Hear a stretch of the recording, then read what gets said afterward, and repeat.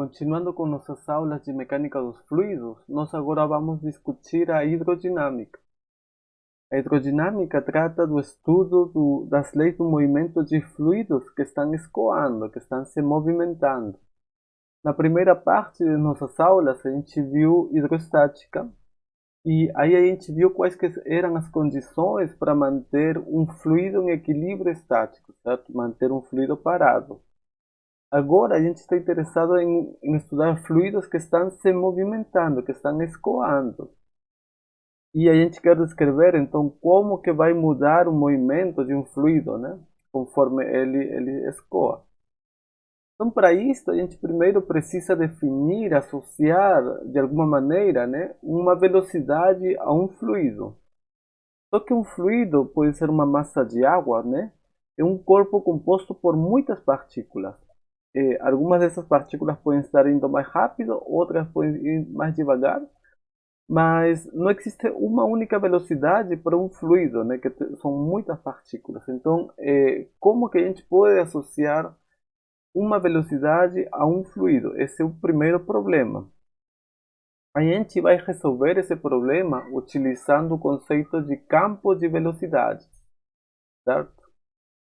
Depois a gente vai ver que as leis que governam este campo de velocidades, né, que as leis que governam a mudança na velocidade de um fluido, podem ser obtidas a partir de leis de conservação. A primeira lei que a gente vai utilizar é a conservação da massa, que diz que conforme um fluido escoa de uma região para outra, né, a massa se conserva, ela não é perdida no meio do caminho, né? Uma massa que entra de um lado é a massa que vai sair do outro, né? Existe um balanço entre a massa que entra e a massa que sai, e portanto a massa se conserva. E a segunda lei que a gente vai utilizar é a lei da conservação da energia. A gente aqui vai estar discutindo fluidos sem viscosidade, que não tem atrito entre as camadas do fluido, e portanto não tem nenhum desgaste na energia, e a energia desse fluido vai se conservar, vai ser constante ao longo do escoamento. Então a gente vai ver que a partir dessas duas leis de conservação, a gente pode descrever o movimento de um fluido. Okay? Então primeiro agora a gente vai discutir então o conceito de campo de velocidade. Este campo de velocidades é um campo vetorial, mas o que quer dizer um campo? Um campo é uma região do espaço no qual a gente tem uma variável física que muda de ponto para ponto. Um exemplo que a gente pode dar, né, é um campo de temperatura. Por exemplo, em uma certa região do espaço, a temperatura pode mudar de ponto para ponto. Em algumas regiões a gente tem uma temperatura quente, em outras regiões a gente tem uma temperatura fria. Em cada ponto a gente vai ter um valor de temperatura distinto, certo? Normalmente a gente vê este campo de temperaturas com uma escala de cor. As regiões mais quentes ficam vermelhas, né, nesta escala, e as regiões mais frias ficam azuis, né? Então, esse é um exemplo de um campo de temperatura, e a temperatura muda de ponto para ponto. Agora a gente vai discutir um campo de velocidades. O campo de velocidades é um campo vetorial, e neste campo de velocidades, o que vai mudar de ponto para ponto é a velocidade de uma partícula do fluido nesse ponto, certo? Então, a gente vai associar a cada ponto do espaço um certo vetor velocidade v, que vai ser a velocidade de uma partícula do fluido nesse ponto e nesse instante de tempo, certo? Então, por exemplo, aqui a gente tem este fluido que está escoando, né?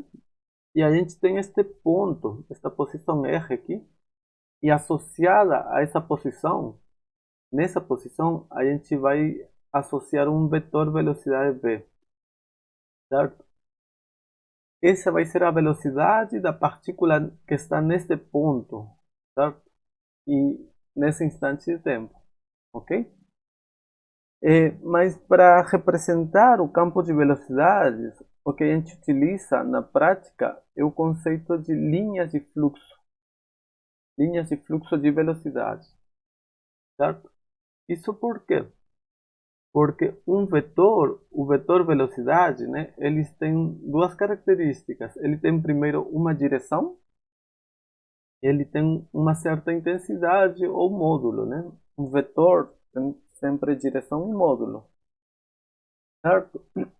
E estas linhas de fluxo de velocidade vão ser úteis porque com elas a gente consegue entender qual que é a direção da velocidade e qual que é a intensidade, o valor da velocidade, mais ou menos. A direção da velocidade vai estar relacionada com a direção da reta tangente à linha de fluxo de velocidade, certo? Então, neste gráfico, a gente tem várias linhas de velocidade, né? Várias linhas de fluxo. E segundo esta regra, a direção tem a ver com a reta tangente, certo? Então aqui a gente tem um ponto, a reta tangente vai a esta linha, nos dá a direção da velocidade neste ponto, a reta tangente neste ponto, nos indica a velocidade neste ponto, e assim a gente pode entender qual que é a direção da velocidade nesses pontos, certo? São tangentes às linhas de fluxo, ok? E as linhas de fluxo também são úteis porque elas indicam um módulo da velocidade. O módulo da velocidade vai estar indicado pela concentração de linhas de fluxo, a concentração ou a densidade de linhas de fluxo. Em regiões em que as linhas de fluxo estão muito densas, estão muito juntas, a gente vai ter um grande módulo, ou seja, uma alta velocidade. E nas regiões em que a gente tem uma baixa concentração de linhas de fluxo, a velocidade do fluido aí vai ser menor, certo? Então, a concentração tem a ver com um módulo da velocidade. Por exemplo, nesta região, as linhas não estão muito concentradas, né? Elas ocupam muito espaço, mas nesta região elas estão mais concentradas, ocupam menos espaço, né? Estão mais juntas as linhas de fluxo.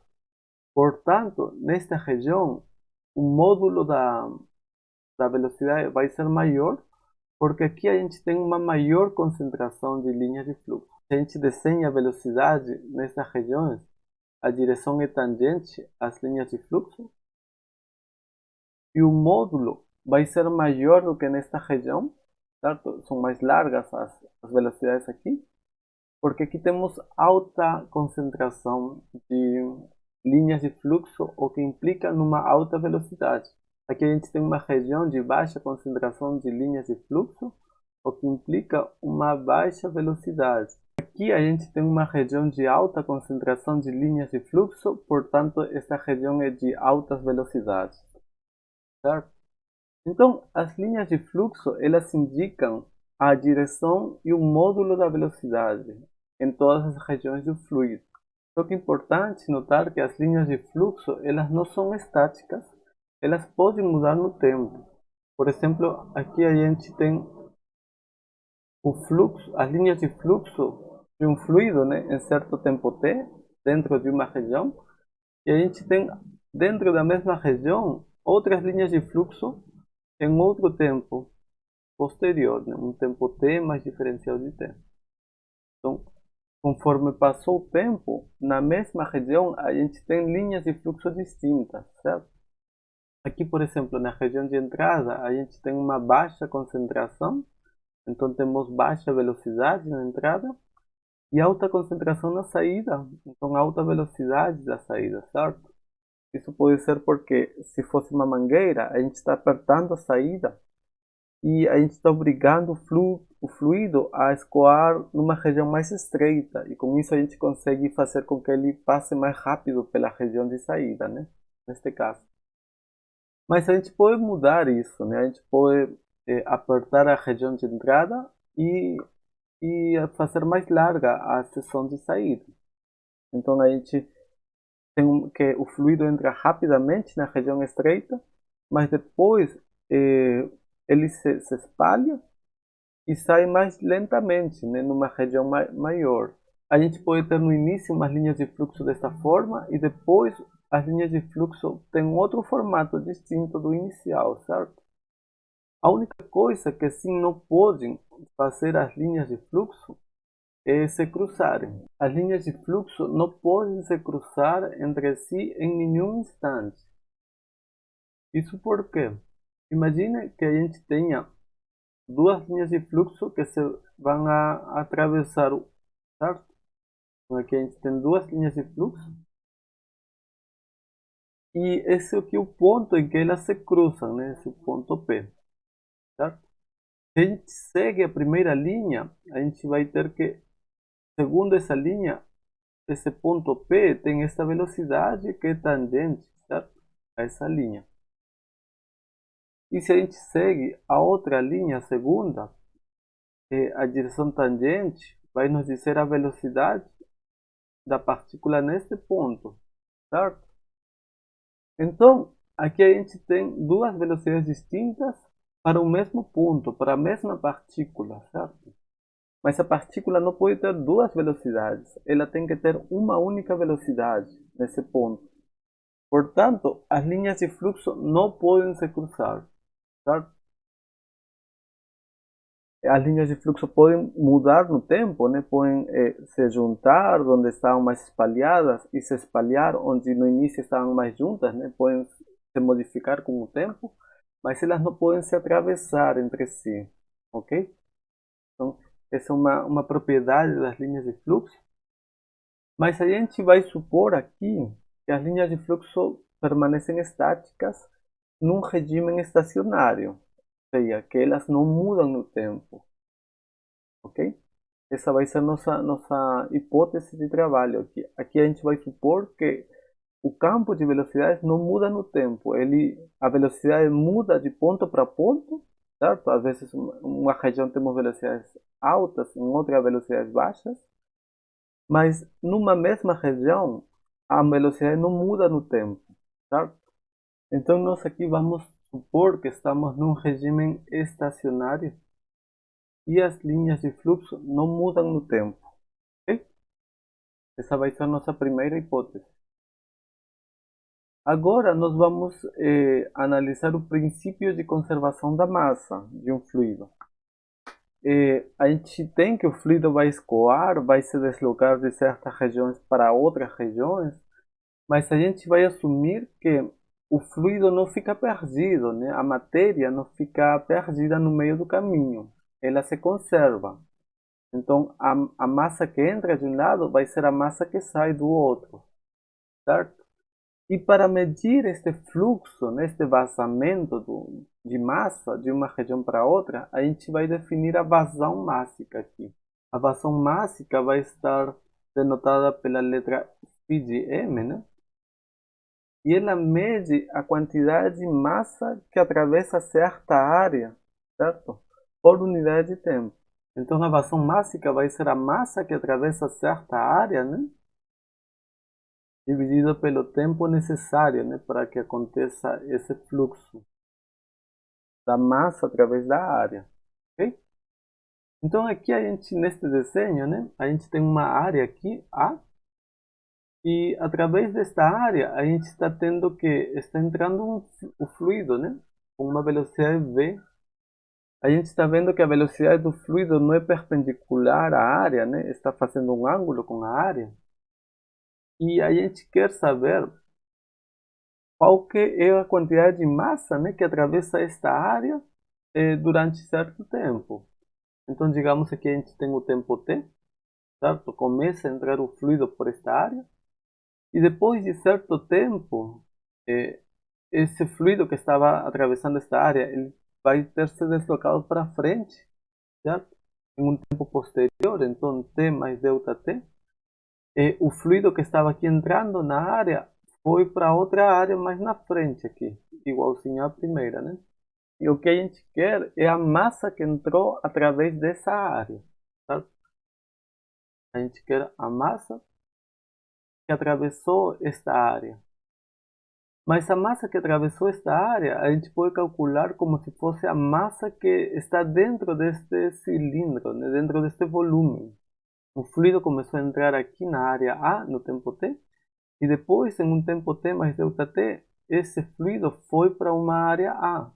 Então, foi desenhado um cilindro, certo? Um cilindro inclinado, mas é um cilindro, né? Portanto, a massa que entrou através da área vai ser a massa dentro do cilindro, certo? E a massa dentro deste cilindro, então, vai ser a densidade vezes o volume. E para calcular o volume, então, a gente precisa a área da base do cilindro, né? E a gente precisa a altura também. Para calcular esta altura, a gente vai utilizar que, após esse certo tempo, o percurso do fluido vai ser V ΔT, né? V ΔT é a distância que percorreu o fluido. Então vai ser esta distância desta aresta do cilindro, certo? V ΔT vai ser esta distância. E se a gente conhece este ângulo, né? Este ângulo θ, então a altura do cilindro será V ΔT cosseno de θ, certo? Portanto, a massa do líquido que entrou vai ser ρ vezes o volume do cilindro, que é a área do cilindro vezes a altura, né? Ou seja, vai ser ρ vezes a área vezes a altura, que é V ΔT cosseno de θ. A gente pode escrever esta massa como densidade vezes área vezes tempo vezes V cosseno de θ. E este V cosseno de θ está relacionado com a projeção da velocidade perpendicular à área. Este ângulo é θ, este ângulo também vai ser θ. Então, esta velocidade aqui, a projeção da velocidade V perpendicular à área, vai ser V cosseno de θ, certo? Então, este termo aqui vai ser a velocidade, mas não é a velocidade toda, é a componente perpendicular à área, né? A que a gente está interessado, para calcular o fluxo através dessa área. A gente tem que considerar a velocidade que é perpendicular à área, não toda a velocidade, ok? Bem, com isso a gente está vendo então que a vazão mássica, né, que é a massa dividida pelo intervalo de tempo, vai ser a massa, que é densidade vezes área vezes tempo, vezes velocidade perpendicular à área, né? V cosseno de θ, é a componente perpendicular da velocidade. Tudo dividido pelo tempo, né? O tempo aqui vai embora. A gente pode ter, então, que a vazão mássica vai, através dessa área, é o produto da densidade do líquido vezes o valor da área vezes a velocidade do fluido. Só que a velocidade que a gente tem que considerar aqui é a velocidade do fluido mais perpendicular a essa superfície, certo? Então, esta velocidade V tem que ser a velocidade do fluido perpendicular à área. Isso é importante porque se é que a gente não tem nenhuma velocidade perpendicular à área, a gente não pode ter fluxo através dessa área, certo? A componente paralela à superfície, ela não contribui para a vazão, né? A única que contribui para a vazão é a componente perpendicular da velocidade, ok? Então, é isso importante, não é a velocidade simplesmente, é a velocidade perpendicular à superfície. Bem, com este resultado, então, da vazão mássica através de certa superfície, a gente pode entender a lei de conservação da massa quando o fluido escoa de certa região para outra região, certo? Então aqui a gente tem uma porção do fluido, né? Ele está atravessando certa área A1 aqui no início, que é maior, né? E sai por uma região menor A2, né? Certo? O fluido está entrando, a gente vai supor que ele está entrando com certa velocidade perpendicular à superfície, que vai ser V1, certo? E vai sair com outra velocidade aqui, que vai ser V2, ok? A gente também pode supor que o fluido no início aqui tem uma densidade ρ1, E aqui no final ele tem outra densidade ρ2, né? Pode ser que o fluido fique mais denso, né? Mais apertado aqui, ok? Então, esta aqui é a condição inicial do fluido, né, no tempo t. No tempo posterior, então, no tempo t mais diferencial de t, a gente tem que esse fluido se deslocou para frente, deixando um espaço disponível aqui atrás, mas ocupando um novo espaço aqui na frente, né? Então, conforme o fluido avançou, ele deixou este espaço disponível aqui na parte de atrás e ocupou um espaço que ele não tinha, agora mais na frente, certo? Então, tem uma massa do fluido que foi perdida aqui, né? Uma quantidade de massa que agora não está aqui. E agora a gente tem uma quantidade de massa aqui que saiu pela parte da frente, né? Certo? Com esta fórmula da vazão através de certa área, a gente pode calcular a vazão no início, né, na entrada, e a vazão na saída. Então, na vazão da entrada, é uma vazão mássica 1, né? Nesta região aqui, na região 1, vai ser o produto de densidade, área vezes velocidade, né? A gente está supondo velocidade perpendicular à superfície, então a vazão mássica no início é densidade vezes área vezes velocidade nessa região, e a vazão de saída é parecida, né? Uma vazão E2, que vai ser o produto de densidade na região 2 vezes a área da região 2 vezes a velocidade do fluido nessa região, né? Esse produto, densidade, área, velocidade, é a vazão mássica, né? Pela conservação da massa, temos que a massa que, que entra tem que ser igual à massa que sai, certo? A gente não perdeu a massa, ela simplesmente se deslocou de uma região para outra, certo? E como a vazão mássica na região 1 é a massa 1 pelo intervalo de tempo, e a vazão mássica na região 2 é a massa que saiu pela região 2 pelo intervalo de tempo. Se as massas são iguais e os tempos são os mesmos, então a gente tem que a vazão mássica em 1 tem que ser igual à vazão mássica em 2. Ou seja, a vazão de entrada tem que ser igual à vazão de saída. Bem, então a vazão mássica em 1 tem que ser igual à vazão mássica em 2, né? A vazão de entrada é igual à vazão de saída. Mas a vazão de entrada é o produto ρ1, área 1 vezes velocidade 1. E a vazão de saída é o produto densidade 2, área 2 vezes velocidade 2. Então, essa é a primeira lei dos fluidos. Ela nos diz que para que se conserve a massa, a densidade, a área e a velocidade do fluido, elas estão ligadas de tal forma que o produto sempre é constante. O produto de densidade vezes área vezes velocidade, certo? A gente pode escrever que a lei de conservação da massa nos diz que a vazão mássica é constante, ou seja, que o produto de densidade vezes área transversal vezes velocidade é igual a uma constante. Sempre vai ser o mesmo. Na região 1, a gente tem ρ1A1V1, e na região 2 vai ser ρ2A2V2. E esses dois valores têm que ser iguais, certo? Para que se conserve a massa. Esta lei de conservação da massa nos vai relacionar então a velocidade de saída com a área da seção transversal e também com a densidade do fluido nessa região, certo? Então a gente vai aplicar esta lei de conservação para um exemplo aqui de um fluido compressível. Um fluido compressível é um fluido que tem densidade, ρ, né, variável. O exemplo mais claro de um fluido compressível é um gás, né? Um gás a gente pode apertar, né, numa seringa, por exemplo, ou pode expandir. Então, a gente está mudando facilmente o volume do gás, né? E com isso a gente estaria mudando também a densidade do gás, estaria comprimindo ou expandindo ele, né? Certo?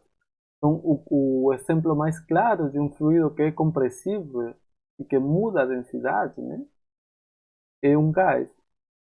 E a gente vai supor aqui que este gás, né, está atravessando uma região, né, uma tubulação de área constante, certo? Então, na região de entrada tem área 1, na região de saída tem uma área 2 que é igual à área 1, certo? Neste caso, então, em que a área da seção transversal é constante, temos pela conservação da massa, né, que a vazão mássica, né, tem que ser igual, ou seja, a vazão mássica na entrada, 1, tem que ser igual à vazão mássica de saída, né? E a vazão mássica é ρAV, né? Então, densidade 1 vezes área 1 vezes velocidade 1 tem que ser igual à vazão na saída, que é densidade 2 vezes área 2 vezes velocidade 2. Como neste caso a área 1 é igual à área 2, a gente pode eliminar esses termos. E a gente tem, então, simplesmente que o produto de densidade vezes velocidade tem que ser constante, certo? Aqui a gente está supondo um caso, um exemplo, né, em que a densidade 1 na região de entrada é menor que a densidade 2 na região de saída, certo? A gente vai supor que nesta região o líquido é mais concentrado, é mais denso, e aqui ele é mais leve, né, tem uma densidade menor. Então, neste caso, temos que a densidade 1 é menor que a densidade 2, né? A densidade 1 é menor que a densidade 2, né? A gente está supondo isso. Mas o produto densidade vezes velocidade tem que ser o mesmo sempre, pela conservação da massa, certo? Então, se a gente está aumentando a densidade, né, de 1 para 2, a gente teria que diminuir a velocidade para que se mantenha o produto, né? Se aumenta a densidade, tem que diminuir a velocidade de tal maneira que o produto sempre seja o mesmo. Ou seja, se a densidade na região 1 for menor que a densidade 2, isso implica que a velocidade então em 1 tem que ser maior que a velocidade em 2, né? Para que o produto sempre seja o mesmo, densidade vezes velocidade. Ou V, o produto densidade e velocidade é o mesmo. Se a gente aumenta um deles, temos que diminuir o outro para que o produto seja o mesmo. Portanto, na região mais densa, a gente vai ter uma menor velocidade, certo? Por exemplo, neste caso, né, como a densidade é menor aqui na esquerda, aqui a gente tem que ter uma velocidade alta, V1, né? E aqui a gente tem uma densidade maior, então isso implica que a velocidade aqui é menor em 2, né? Certo? Isto é parecido com carros numa estrada, por exemplo, né? Que tem uma área transversal constante, né? A área da estrada é sempre a mesma. E na região em que a gente tem carros, um maior número de carros, né? Mais concentração de carros, nessa região a velocidade do fluxo é menor, né? E quando os carros estão mais espalhados, temos menos concentração de carros, nessa região o fluxo tem velocidade maior. Ok? Então, esse é um exemplo com um fluido compressível. E agora a gente vai fazer o caso de um fluido incompressível, certo? Um fluido incompressível é o caso de um líquido. Um líquido, a gente poderia tentar apertar ele, mas para mudar um pouco seu volume, a gente precisa exercer uma pressão muito grande. Então, para as pressões normais que um líquido está exposto, ele não muda seu volume, não muda sua densidade. Então, na prática, um líquido é incompressível, certo? Tem uma densidade constante. E agora, neste caso, então, a gente vai ter um fluxo deste tipo. Agora, a área não é constante. A área A1 é maior que a área A2, certo? Bem, pela conservação da massa aqui, então a gente tem que a vazão mássica de entrada, né, em 1 tem que ser igual à vazão mássica de saída, né? 2. E a vazão mássica sempre é o produto densidade vezes área vezes velocidade, né? Em 1 tem que ser igual à vazão mássica em 2, que vai ser densidade em 2 vezes área em 2 vezes velocidade em 2, né? Isso é a lei de conservação da massa, né? Mas neste caso, a densidade é constante, né? E neste caso, a gente está supondo que a densidade 1 é igual à densidade 2, né? O líquido não muda de densidade, portanto, este termo aqui, ρ1, é igual a ρ2, e eh, a gente pode simplificar eles. E, portanto, neste caso, a gente tem que o produto área com velocidade é constante. Esse aqui é a lei de conservação da massa para um fluido incompressível. Okay? Neste caso, a área 1, a gente está vendo, né, é maior que a área 2. Certo? A área de entrada é grande e a região de saída é pequena, mais estreita. Mas a gente vê que o produto de área com velocidade sempre tem que ser o mesmo. Área 1 vezes velocidade 1 é área 2 vezes velocidade 2. Se a gente diminui a área, né, de 1 para 2, para que o produto área com velocidade se mantenha, né, mas a gente está diminuindo a área, a gente teria então que a velocidade em 2 tem que ser maior, para que o produto seja continue sendo o mesmo, né? Então, se a área 1 for maior que a área 2, a velocidade em 1 tem que ser menor que a velocidade 2. Então, a gente está vendo que para um fluido incompressível, a gente vai ter que, nas regiões menores, né, de áreas menores, a gente vai ter velocidades maiores. Para um fluido incompressível, a gente tem que a menor área, maior a velocidade de saída, certo? Então, neste exemplo, a gente vai ter que o fluido está entrando com certa velocidade V1 aqui e vai sair com uma velocidade maior. Isto só acontece para fluidos incompressíveis, na qual a densidade é constante, ou seja, para líquidos. Então, para líquidos, a lei de conservação da massa implica que a área vezes velocidade é constante. A vazão mássica a gente definiu como a massa por unidade de tempo, né, que atravessa certa área. Só que a massa a gente pode colocar como a densidade vezes o volume, certo? É a densidade do líquido vezes o volume que atravessa certa área por unidade de tempo. Isso é a vazão mássica. E pela lei de conservação da massa, isso aqui é uma constante, certo? Se a gente tem um fluido incompressível, este termo, a densidade, tem que ser uma constante, né?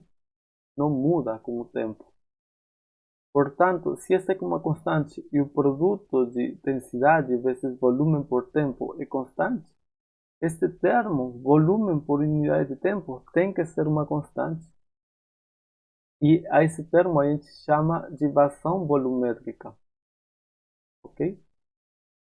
A vazão volumétrica de um fluido vai ser φ de V e o volume que atravessa certa área do fluido por unidade de tempo. Ok? E as unidades da vazão volumétrica podem ser metros cúbicos por segundo ou litros por segundo, né? É volume por tempo, por unidade de tempo, certo? Então, para um fluido incompressível, a gente tem que a vazão volumétrica tem que ser constante. Pela conservação da massa, a gente vai ter que a vazão volumétrica, que é o produto simplesmente da área vezes velocidade, é uma constante. Isto é a lei de conservação da massa, né, para fluidos incompressíveis, ok? E na prática o que a gente vai utilizar, porque nós vamos trabalhar quase sempre com líquidos que são incompressíveis. Em geral, a vazão mássica tem que ser constante, mas se a gente tem um líquido que a vazão mássica seja constante, é equivalente a dizer que a vazão volumétrica é constante. E a variação volumétrica é simplesmente o produto da área com a velocidade. A gente entende que isto tem que ser constante, porque se a gente diminui a área, a velocidade tem que aumentar, né? E, por exemplo, no caso da mangueira, em que a gente aperta o final da mangueira para que o jato de água saia mais rápido, né? E tenha um alcance maior, certo? A menor área, maior velocidade de saída, né? Bem, agora nós vamos falar sobre o princípio de conservação de energia num fluido.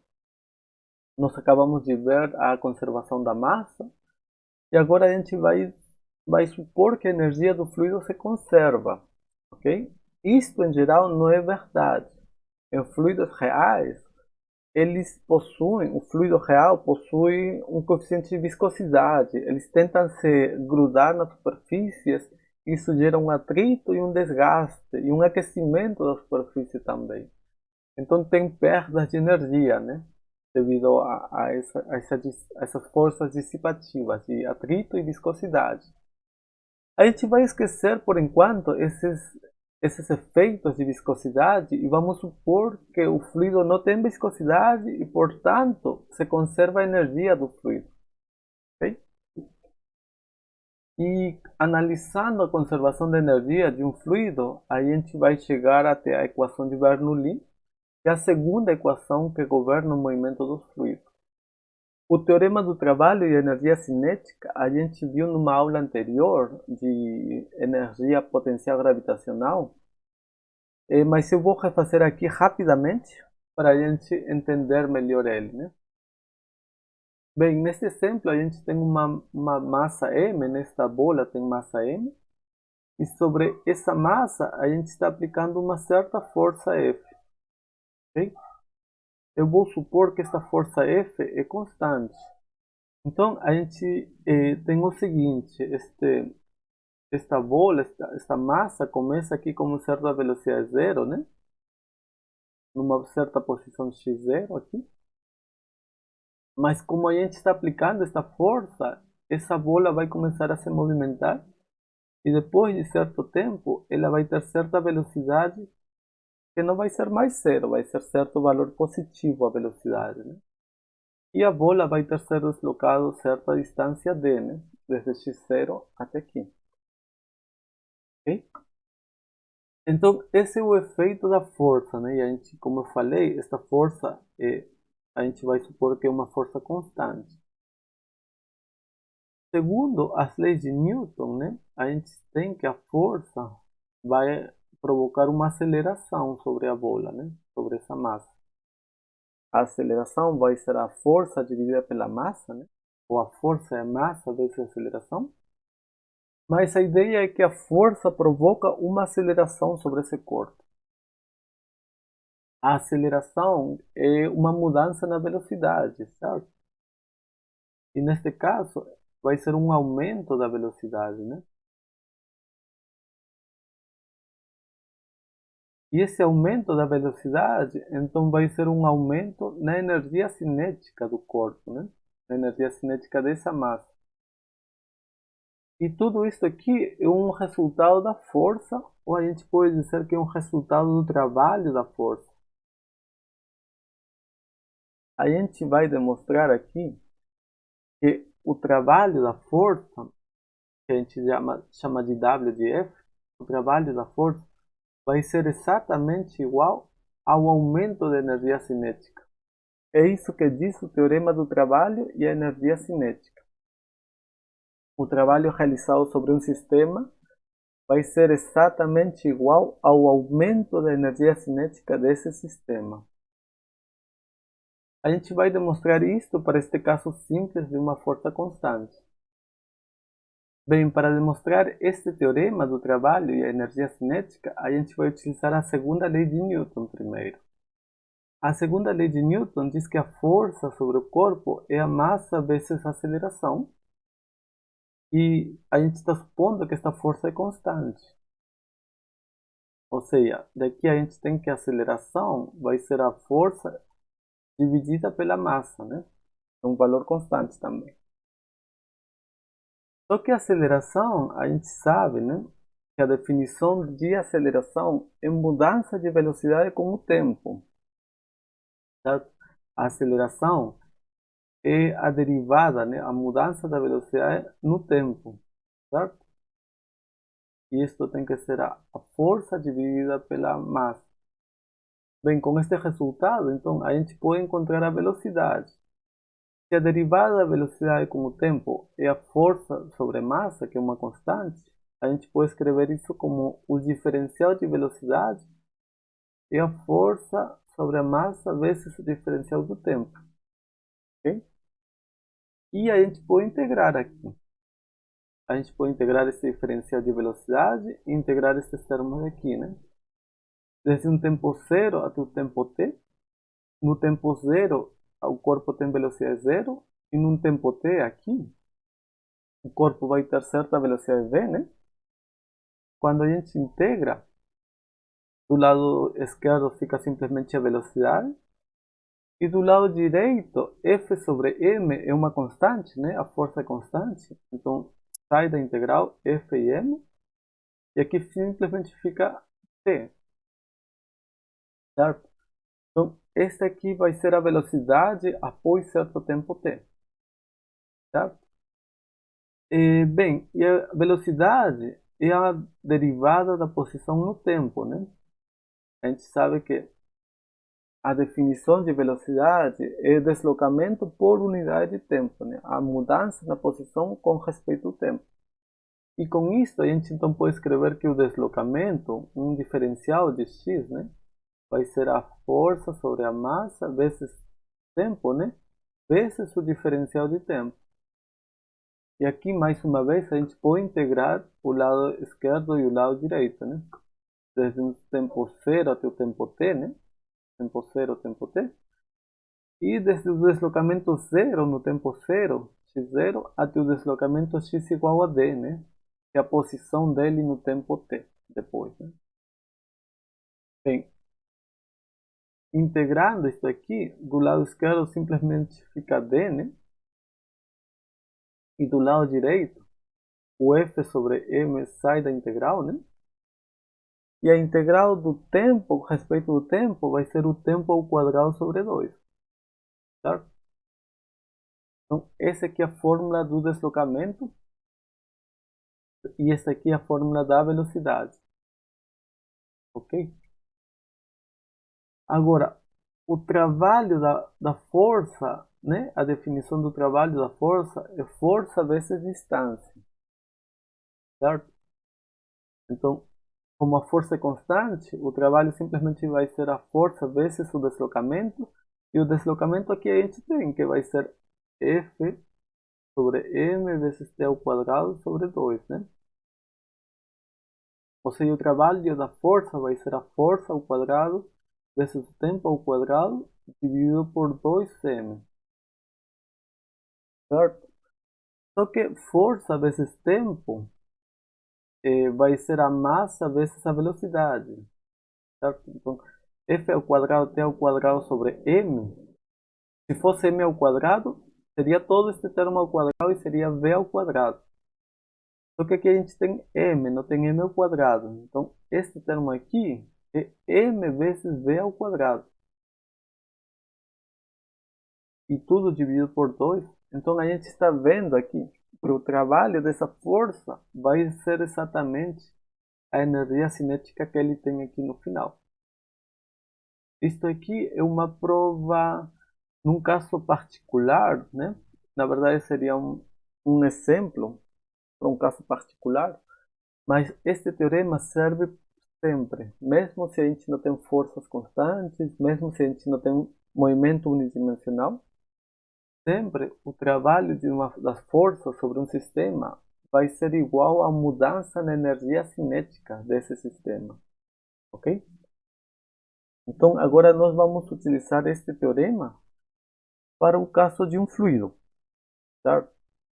Então aqui a gente tem um fluido, né? Ele está escoando de baixo para cima, de certa região de área A1 maior para uma região de área A2 menor, né?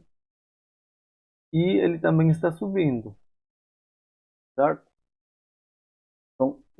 Este aqui é a figura num tempo t, e este aqui é o fluido num tempo posterior, t mais diferencial de t, depois. E como a gente já viu, né, quando o fluido se desloca para frente, ele vai deixar um espaço vácuo aqui, mas vai ocupar agora um novo espaço aqui na frente, né? Certo? Essa, na região de saída ele ocupa esse novo espaço, e na região de entrada ele perdeu esse espaço, certo? A gente vai supor aqui que ele tem certa velocidade de entrada v1 e tem certa velocidade de saída aqui v2, certo? A gente também vai supor que a densidade não é constante aqui necessariamente, porque temos uma densidade ρ1 e aqui uma densidade ρ2, ok? Pela conservação da massa, a gente viu que a massa de entrada tem que ser igual à massa de saída, né? E isso é equivalente a dizer que a vazão mássica na entrada tem que ser igual à vazão mássica na saída, né? E a vazão mássica, né? Então, é uma constante que é o produto de densidade vezes área vezes velocidade, né? Isso aqui é uma constante. Isso é a lei de conservação da massa, né? E a massa, então, a massa 1, que é a massa 2, vai ser o produto da vazão mássica vezes o tempo, né? Certo? A vazão é massa por unidade de tempo, então a massa é vazão vezes tempo, né? Quando o fluido se desloca para frente, ele vai adiantar certa distância aqui, né? Uma distância de 1, que está relacionada, né? Esta distância, com a velocidade do fluido nesta região e com o tempo que se passou. Então, esta distância de 1 vai ser a velocidade vezes o tempo, né? Velocidade do fluido aqui vezes o tempo, é o deslocamento dele aqui. E nesta outra região, a gente vai ter outro deslocamento de 2, né? Que está relacionado com a velocidade do fluido nessa região, vezes o tempo que durou esse deslocamento. Então, neste lado, a distância de 2 é v2, né? Vezes o tempo. Ok? Bem, então, essas são informações que a gente vai utilizar daqui a pouco. Bem, a gente tem que o fluido está escoando, né? Mas ele também está mudando de altura, né? Ele começa em certa altura Z1 e depois de certo tempo tem outra altura Z2, né? Tudo a respeito deste nível de referência. Bem, então aqui a gente vai utilizar o teorema do trabalho e a energia cinética, né? Esse teorema nos diz que o trabalho das forças totais sobre o fluido, né, vai ser igual à mudança na energia cinética. Okay?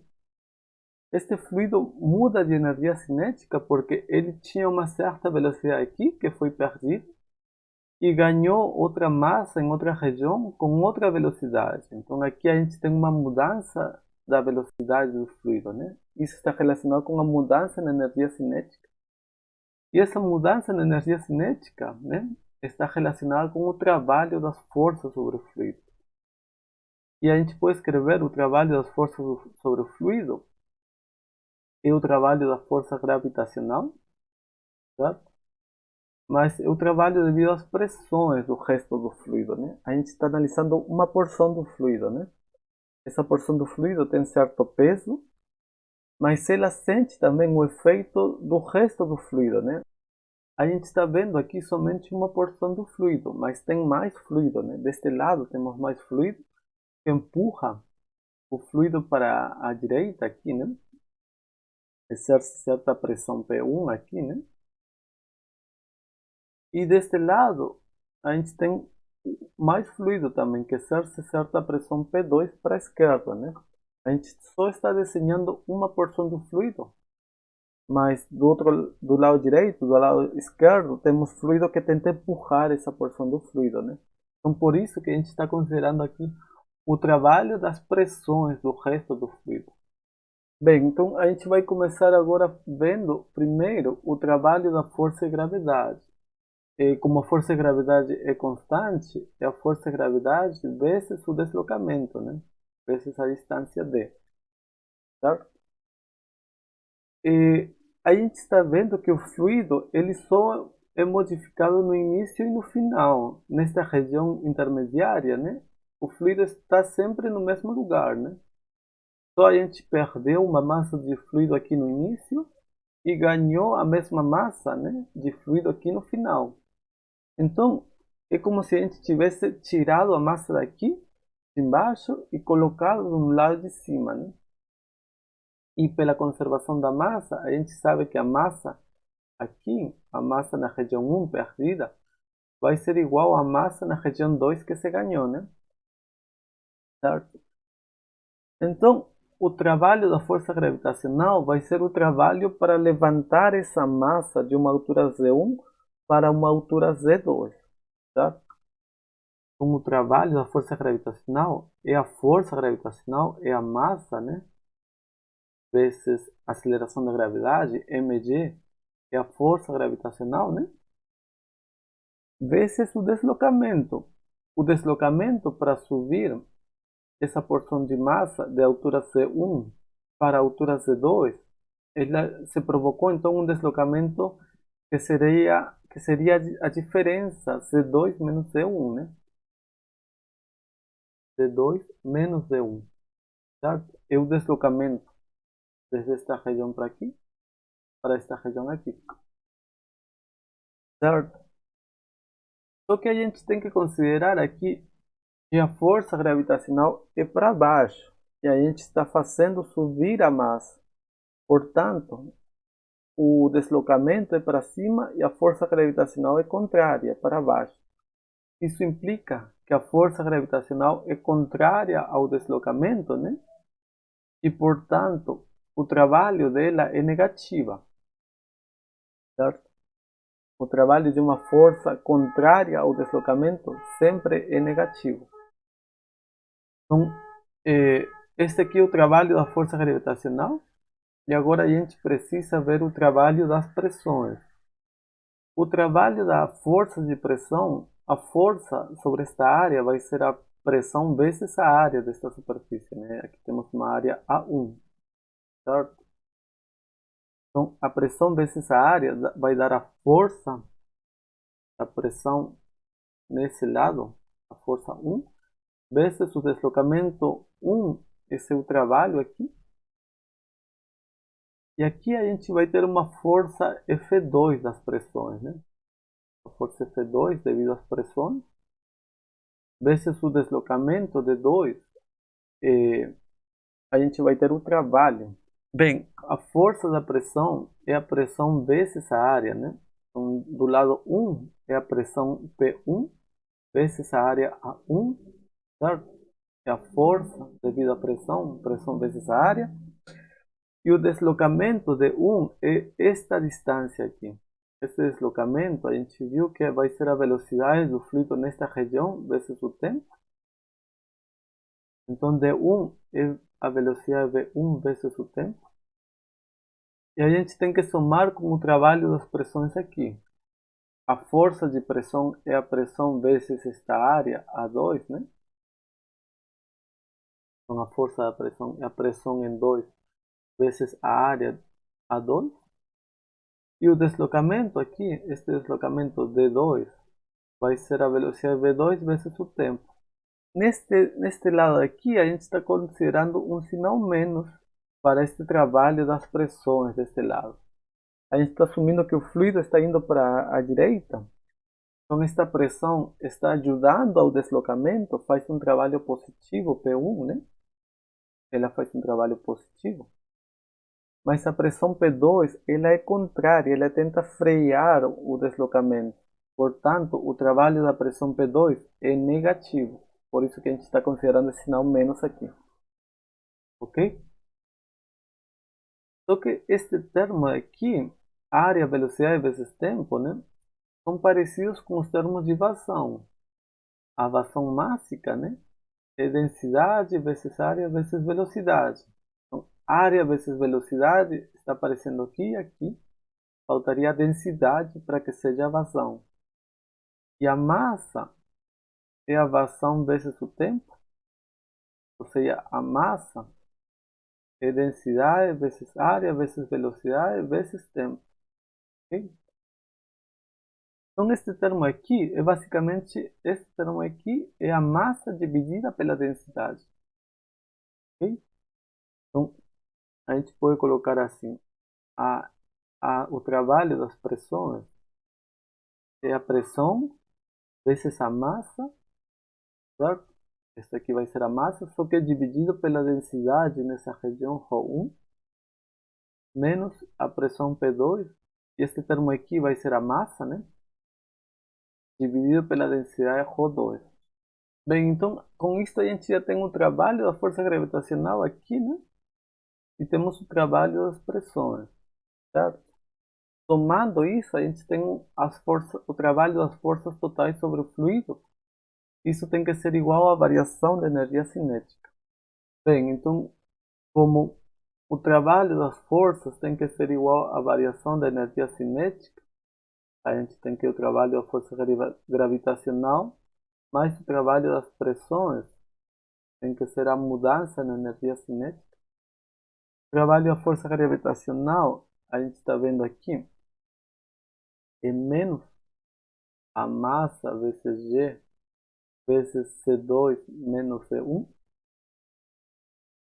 A gente tem que somar com o trabalho das pressões, que a gente pode colocar como a massa, né? A gente pode fatorar aqui a massa nos dois lados, e fica pressão vezes densidade em 1, menos pressão sobre densidade em 2. Né?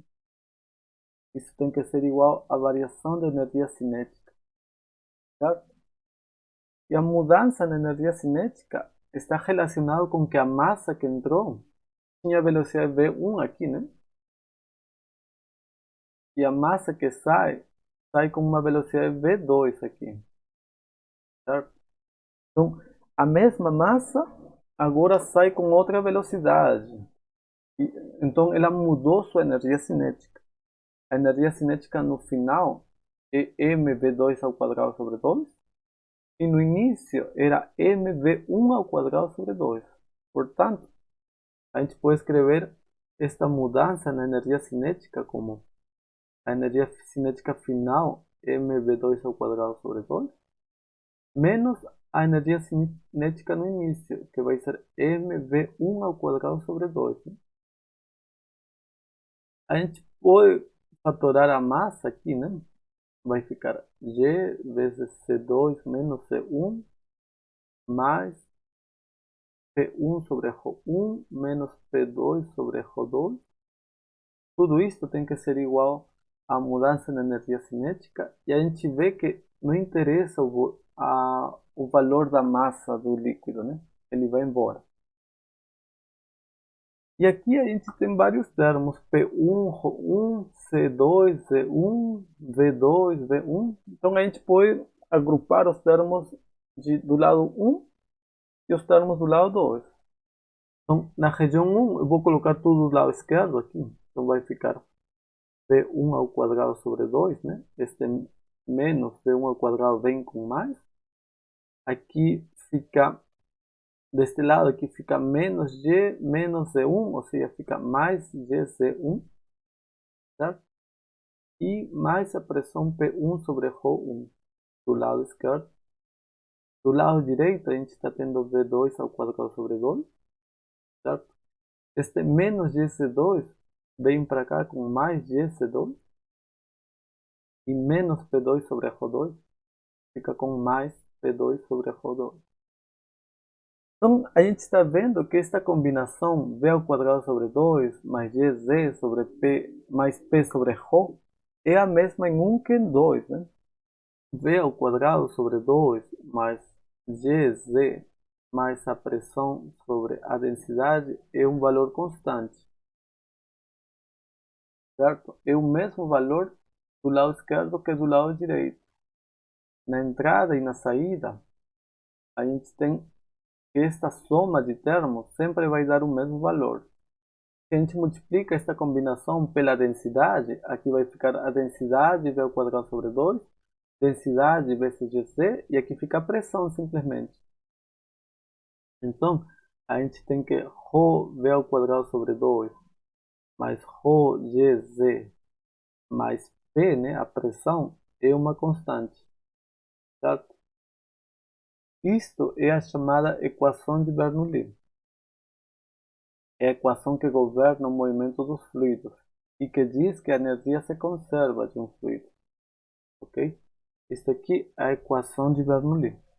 E por que a gente fala que esta equação tem a ver com a conservação da energia? Se vocês percebem, ρ ao quadrado sobre 2 tem a cara de uma energia cinética, só que aqui teria que ser a massa, certo? Este termo aqui também tem a cara de uma energia potencial gravitacional, mgh, né? mgz, essa altura, certo? Então, este aqui, na verdade, é a densidade de energia cinética, porque é a energia cinética dividida pelo volume. E este termo aqui é a densidade de energia potencial gravitacional. E este termo aqui é a pressão, certo? A pressão, a gente pode pensar ela como se fosse uma densidade de energia também. A pressão, né? As unidades da pressão é Newton por metro quadrado, né?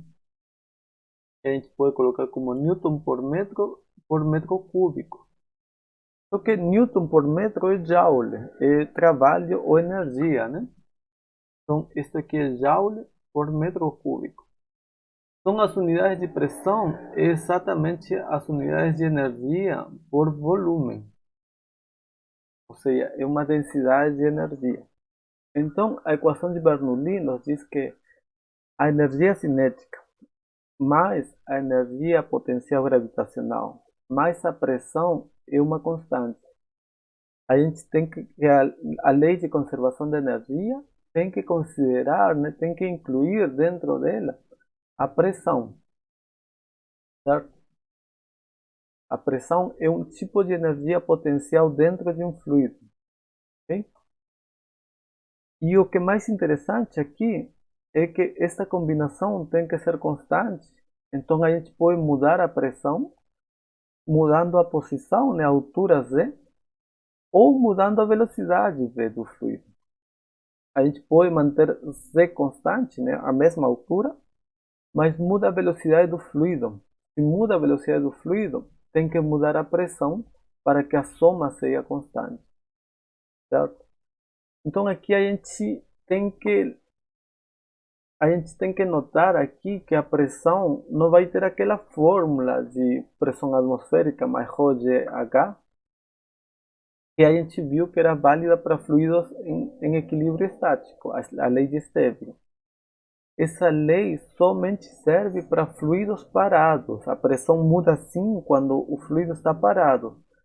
Se o fluido não está parado, se o fluido está em movimento, a pressão pode mudar devido a mudanças na velocidade também, certo? Então a lei de Stevin não é mais válida, a gente tem que utilizar a lei de Bernoulli para ver como que muda a pressão com a posição, né? E com a velocidade do fluido também, ok? Então essas seriam as duas leis que governam o movimento dos fluidos. A lei de continuidade, de conservação da massa, e a lei de Bernoulli, da conservação da energia.